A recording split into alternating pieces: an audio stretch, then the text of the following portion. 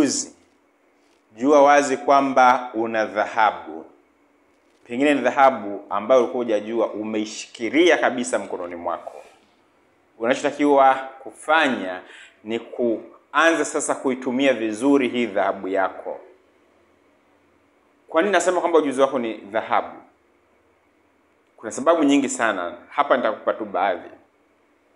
Kwanza, kuna watu wanahitaji huo ujuzi. Aidha uweze kusaidia katika kazi zao, katika shughuli zao na katika vitu mbalimbali. Kwa hiyo wewe ukiweza kuonyesha kwamba unaweza kuwasaidia, watakuwa tayari. Yes, watakuwa tayari kukulipa. Ujuzi wako ni dhahabu. Pili, kuna watu wanahitaji kujifunza ujuzi kama wa kwako, lakini hawajui wapi waanzie. Wewe umekuwa chukulia tu mfano wa kawaida, ujuzi wa kawaida tu, kutype kwenye kompyuta. Ni kitu cha kawaida, lakini kuna watu wengi wanahitaji kujua hicho kitu. Wewe unaweza kuwa unakichukulia tu poa kwa sababu unakijua, lakini kwa mwingine ni kitu ambacho anakitafuta kwa udi na uvumba. Sasa ukiweza kumsaidia, itakuwa nafasi nzuri sana. Lakini pia sio hilo tu, ujuzi unaweza kukutambulisha popote kwa sababu ya ujuzi wako. Ukaweza kuheshimika hata maeneo ambayo watu wangeweza kuchukulia poa, ukaweza kuheshimika. Ujuzi ni dhahabu. Ni kwa namna gani unautumia ujuzi wako katika kuhakikisha kwamba unakuingizia sasa pesa? Kwa sababu tumeshasema ujuzi ni dhahabu.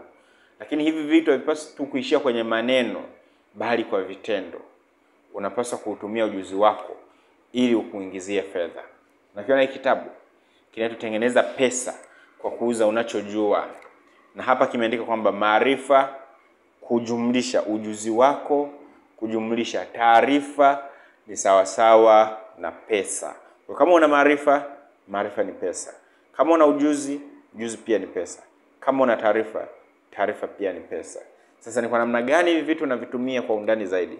Kwenye hiki kitabu nimeeleza kwa undani kabisa kila kitu unachohitaji kujua kuhusiana na kutransform ujuzi wako kutoka kuwa ujuzi wa kawaida kuwa mashini inayokuingizia fedha.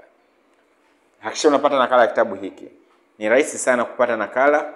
Tuwasiliane kupitia namba ya simu 0684 408 755.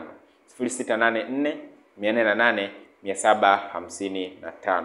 Utaniambia uko wapi, utaweza kujipatia nakala yako popote pale utakapokuwa nchini.